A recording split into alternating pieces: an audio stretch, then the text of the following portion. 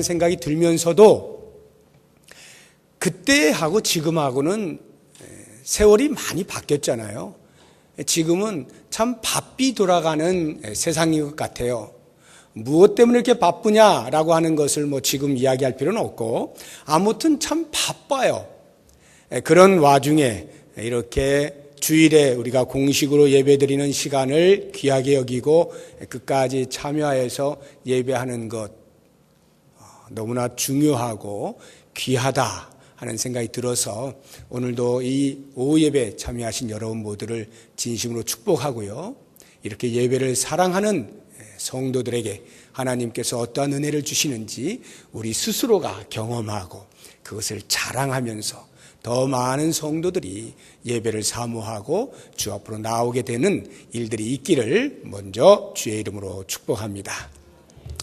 이 시간에 우리 같이 이 본문의 말씀을 가지고 잠시 묵상을 해보려고 하는데, 본문에 나오고 있는 등장인물들을 살펴보도록 하겠습니다. 우선 10명의 정탐꾼이 나오죠. 이 10명의 정탐꾼은 모세가 이스라엘 백성들을 애굽에서 데리고 나와서 이제 신광야에 머무는 동안에 거기서 이제 그 율법도 받고 이렇게 하다가 이제 가나안 땅에 들어가기 위해서 가데스 바네아라고 하는 곳에 머물게 됩니다. 그리고는 거기에서 12명의 정탐꾼, 즉 한 지파에 한 명씩 대표로 뽑아서 12지파에 12명을 뽑아다가 이제 가나안 땅이 어떻게 되는지 한 번도 가본 적이 없으니까 미리 정탐을 하도록 합니다. 그 12명의 정탐꾼 가운데 유다 지파에서 뽑힌 갈렙, 그리고 에브라임 지파에서 뽑힌 여호수아를 제외한 10지파에서 나온 10명의 정탐꾼들이 40일 동안의 정탐을 다 한 이후에 12명이 모두 돌아왔는데 그 중에 10명이 이렇게 이야기를 합니다. 13장 27절을 보세요. 우리가 읽지는 않았는데 27절 보니까 모세에게 말하여 이르되 당신이 우리를 보낸 땅에 간즉 과연 그 땅에 젖과 꿀이 흐르는데 이것은 그 땅의 과일입니다. 그들이 가나안 땅을 정탐하고 보니까 과연 젖과 꿀이 흐르는 그러한 땅인 것을 말하고 있습니다. 즉 땅에 대해서 매우 만족해하는 모습을 볼 수가 있어요. 그런데 문제는 그 다음에 나옵니다. 28절 보니까 그러나 그 땅 거주민은 강하고 성읍은 견고하고 힘이 클 뿐 아니라 거기서 아낙 자손 거인을 보았다 하는 것인데요. 그곳 족속들을 보면서 두려운 마음을 가졌다는 것을 알 수가 있습니다. 그래서 결국 그들이 최종적으로 결론을 내리는 것은 33절 보니까 거기서 네피림 후손인 아낙 자손의 거인들을 보았나니 우리는 스스로 보기에도 메뚜기 같으니 그들이 보기에도 그와 같았을 것이니라. 자기들 스스로를 보면서 메뚜기, 그 거인 앞에서 메뚜기 같이 아무런 힘도 쓸 수 없는 아주 유약한 존재라고 생각을 하고는 그렇게 보고를 하는 것입니다. 우리가 이 10명의 정탐꾼들을 볼 때 이 정탐꾼들은 말이 정탐꾼이지 사실은 각 지파를 대표하는 지도자들이죠. 그 지도자들이 갔다 와서 이렇게 말을 한 것인데, 이걸 보면 지도자라고 해서 모두가 똑같은 지도자는 아니다라고 하는 것을 알게 됩니다. 지도자 한 사람의 불신앙은 그 지도자를 추종하는 모든 사람들을 불신앙으로 이끌고요. 그 불신앙은 결국 하나님의 징계 아래 망하도록 이끌어가는 것을 봅니다. 지도자가 잘못하면 그 추종자는 말할 것도 없는 것입니다. 그만큼 지도자가 얼마나 중요한가 하는 것을 알게 되는 대목입니다. 그 다음으로 등장하는 백성들을 우리가 한번 살펴보죠. 백성들이 이 10명의 정탐꾼들이 보고한 내용을 들었을 때 어떻게 반응하는지 14장 1절입니다. 온 회중이 소리를 높여 부르짖으며 백성이 밤새도록 통곡하였더라. 공포심에 두려움에 떨면서 아수라장이 되어버린 것입니다. 백성이 밤새도록 통곡한 것이 자기들의 죄를 찢고 가슴을 찢어서 죄를 회개하는 그런 심정으로 통곡을 했다거나, 아니면 정말로 이 땅에 하나님의 뜻이 이루어지기 위하여 밤새도록 철야를 하면서 눈물을 흘려가면서 통곡하며 기도를 했다거나 하면 매우 좋을 것인데, 이들의 통곡은 그런 것이 아니라 세상에 어떻게 하나님께서 우리를 가라고 말씀하신 그 땅이 그 모양이더냐라고 하면서 이제 우리는 죽었다, 들어가기도 못하겠고 다시 돌아가자니 까마득하고 이거 어떻게 하냐, 이러면서 지금 통곡을 하고 있는 것입니다. 그리고는 그 다음으로 일어나는 일이 뭡니까? 14장 2절 3절 보니까 이스라엘 자손이 다 모세와 아론을 원망하며, 지도자를 원망하는 것입니다. 다수는, 무리는 쉽게 요동을 해요. 어떤 말 한마디에 마음이 왔다 갔다 합니다. 쉽게 요동을 해요. 그리고 문제가 자기에게 주어졌다라고 여겨지면 곧바로 그 책임을 지도자에게 묻습니다. 이것이 무리의 특징이에요. 다수의 특징이에요. 책임을 묻는 거예요. 곧바로 모세와 아론에게 당신 어쩌자가 우리를 여기까지 데리고 왔소? 라고 하는 원망을 하는 것입니다. 자기들이 감당해야 될 문제가 사라지지 않는 한 그 마음 속에서 지도자를 향한 분노가 사그라들지가 않는 거예요. 결국 그들이 어떻게 합니까? 하나님을 바라보게 하는 두 명의 정탐꾼들의 말을 아랑곳하지 아니하고 14장 10절을 보니까 온 회중이 그들을 돌로 치려 하는데, 지도자를 죽이려고 하는 그러한 데까지 이르게 되는 것을 봅니다. 그리고는 그들이 어떻게 하느냐면 4절을 보니까 이에 서로 말하되 우리가 한 지휘관을 세우고 애굽으로 돌아가자.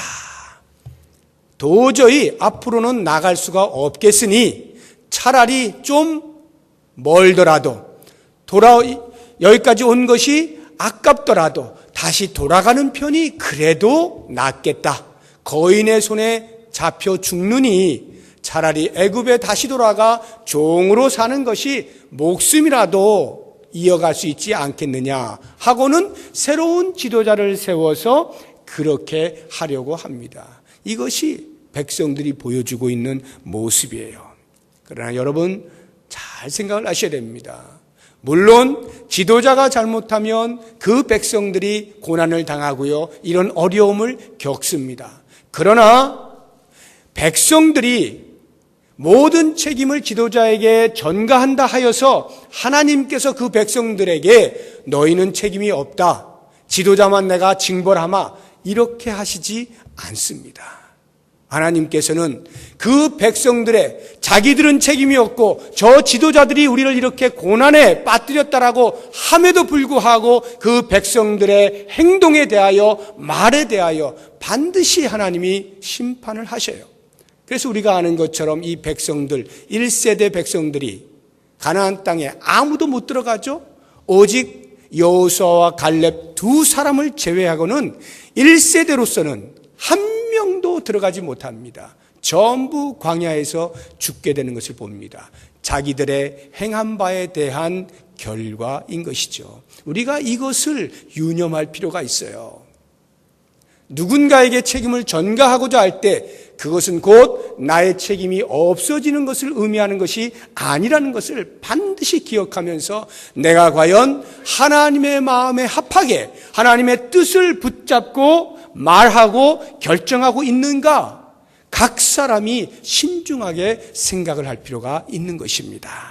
자, 이제 세 번째 등장인물로 갈렙을 한번 보겠습니다. 갈렙 13장 30절을 보니까 갈렙이 모세 앞에서 백성을 조용하게 하고 가장 먼저 10명의 정탐꾼들이 안 된다 부정적인 소리를 했을 때에 갈렙이 호련히 일어납니다. 모든 것을 잠식하고 자신이 대변하여 나서는 것입니다. 그리고는 다시 30절 뒷부분을 보니까 우리가 곧 올라가서 그 땅을 취하자 능히 이길 것이다 라고 백성들을 안심시키며 백성들에게 용기를 북돋아 주는 것을 볼 수가 있습니다. 그리고는 그 다음에 보면 14장 6절입니다.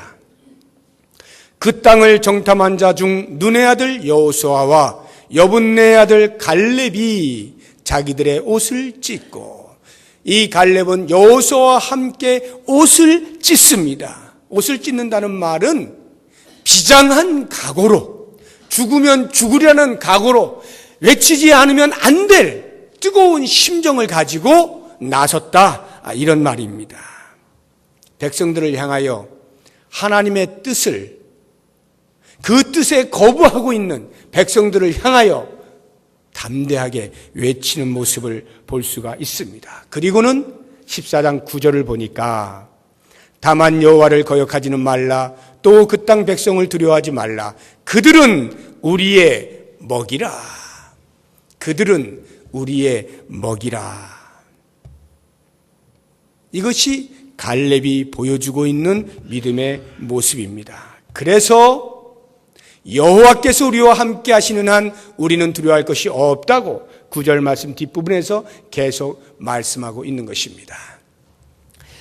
자, 이와 같이 오늘 본문의 말씀에서 등장하고 있는 10명의 정탐꾼이나 아니면 백성들이나 아니면 갈렙 또는 여호수아, 이러한 인물들을 우리가 보면서 과연 나는 어느 쪽에 더 가까운가 하는 것들을 생각해 보면 좋을 것 같아요. 나는 평소에 어떠한 신앙으로 살아가고 있는가?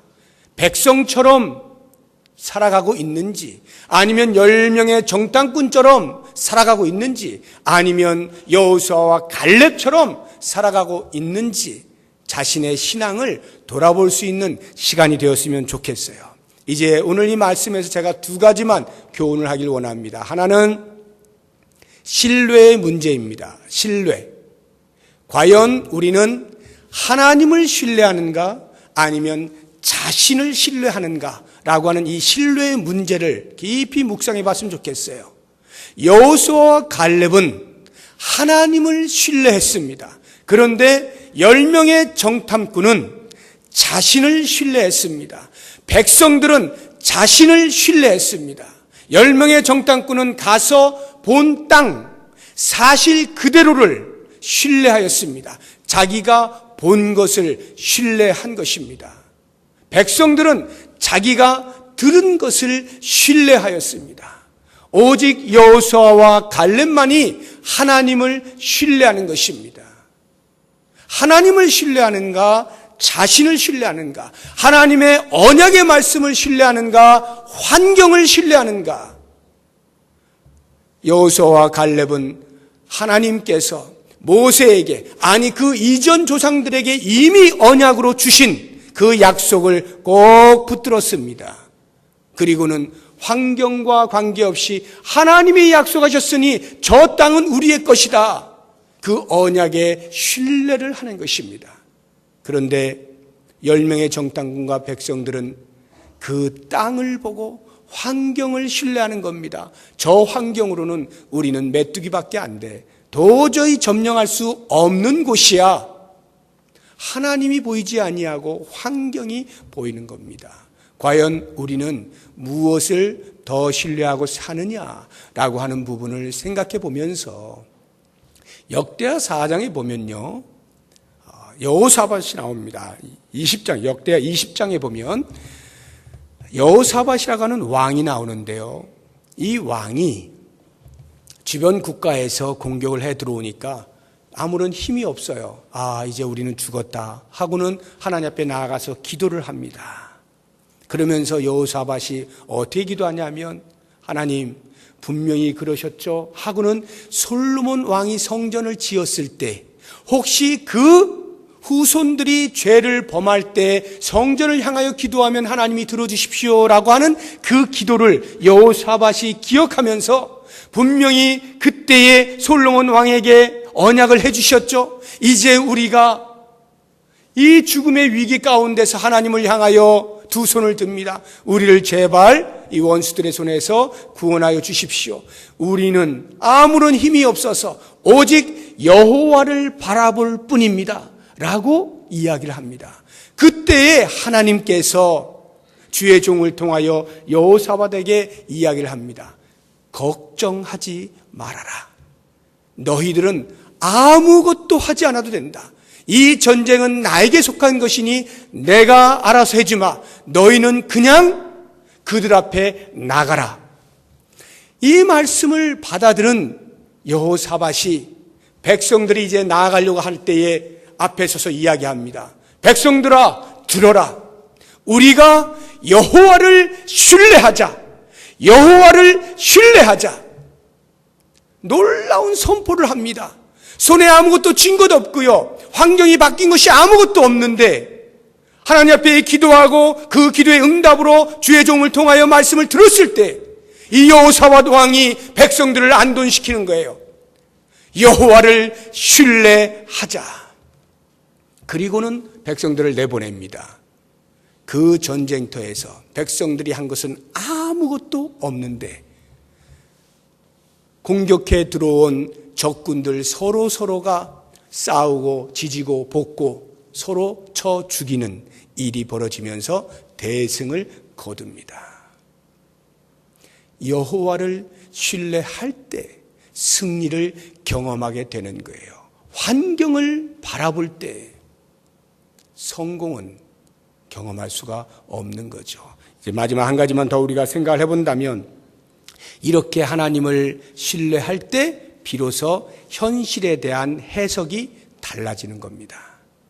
현실에 대한 해석이 달라져요. 여호와를 신뢰하던 여호수아와 갈렙은 그들이 우리의 먹이라 이렇게 이야기한 반면에, 환경을 중시 여겼던 10명의 정탐꾼들은 우리는 그들의 메뚜기다, 그들이 볼 때도 아마 그렇게 생각할 것이다. 현실은 똑같아요. 환경은 똑같아요. 바라보는 눈에 따라서 그들이 우리의 먹이가 되는지 우리가 그들의 메뚜기인지 이렇게 판이하게 다른 해석이 나온다 이 말이에요. 이게 무엇입니까? 하나님을 크게 여기면 환경이 작아 보일 것이고, 환경을 크게 보면 하나님이 작아 보일 것입니다. 우리의 신앙의 삶이 여기에 있는 것 같아요. 다른 원리가 아닙니다. 우리는 너무도 쉽게 우리의 주변을 보고요, 환경을 보고요, 현재 상황이 어떠냐에 대한 분석이 뛰어납니다. 그러나 정작 하나님을 바라보는 믿음의 눈이 너무나 흐려져 있기 때문에 그 환경만 분석하고 환경 속에서 답을 찾으려고 하니까 답이 안 나오는 거예요. 차라리 그럴 때는 환경을 보지 말고 위를 바라보고 하나님께서 우리에게 무엇을 약속하셨는가, 우리 부평동 묵회를 향하여 어떤 말씀으로 약속하셨는가, 하나님의 교회를 하나님께서 어떻게 이끌어 가실 것인가, 이 부분에 대하여 눈을 크게 뜨고 바라보면 오히려 우리의 주변에서 우리를 옥죄어오고 있는 모든 것이 우리로 하여금 위축되게 만드는 그 모든 상황들, 환경들을 다 잠재하고 하나님이 하실 것에 대한 믿음의 크기가 더해지면서 담대하게 한 걸음 한 걸음을 걸을 때 승리를 경험할 수 있지 않느냐라고 하는 것입니다. 사랑하는 성도 여러분, 이제 또 우리가 한 주간을 시작합니다. 삶의 현장에 나가면 오늘 말씀 들을 때는 그렇게 해야지 라고 하다가도 현장 속에 딱 부닥치는 순간, 환경 앞에 부닥치는 순간 하나님이 안 보이잖아요. 답답하잖아요. 환경이 바뀌지 않으면 하나님이 잘 안 보이는 이러한 현장에서 오늘 말씀이 모쪼록 원하기는 넘을 수 없는 강을 건너는 놀라운 역사가 일어날 수 있길 바라고요. 우리가 안 된다라고 주저앉는 그 자리에서 벌떡 일어나서 태산이라도 넘어갈 수 있는 하나님의 약속을 붙잡고 하나님의 신실하심과 하나님의 능력을 신뢰하고 나아감으로 성도가 어떠한 존재인가를 경험해 볼 수 있는 귀한 한 주가 되시기를 주의 이름으로 축복합니다. 기도하겠습니다.